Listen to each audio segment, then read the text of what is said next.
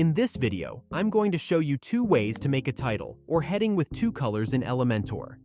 In this example, I have this Our Services heading. To get started, let's do method number 1. For this method, first, let's add a new container element.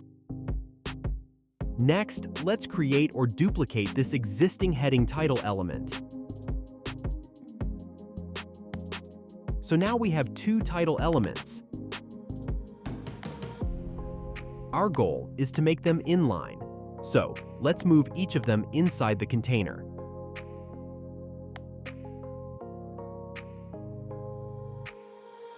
Now, let's change the color of this first text element.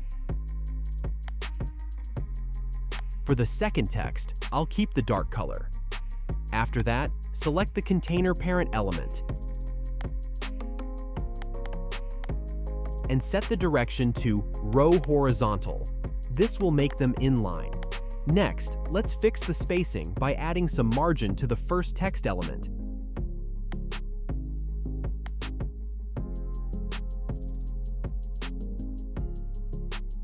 The only issue with this method is that you create a duplicate heading tag, which in this case is the H1 tag. This is bad for SEO. To fix this, let's look at another method. In this method, we are going to use a single heading element. What we are going to do is wrap the text that we want to change the color of with an inline tag element. In this example, a span element.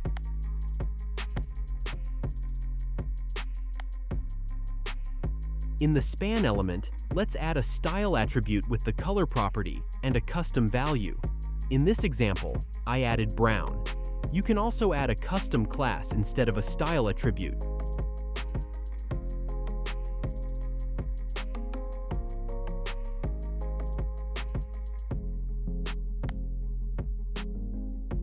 And then add the custom CSS.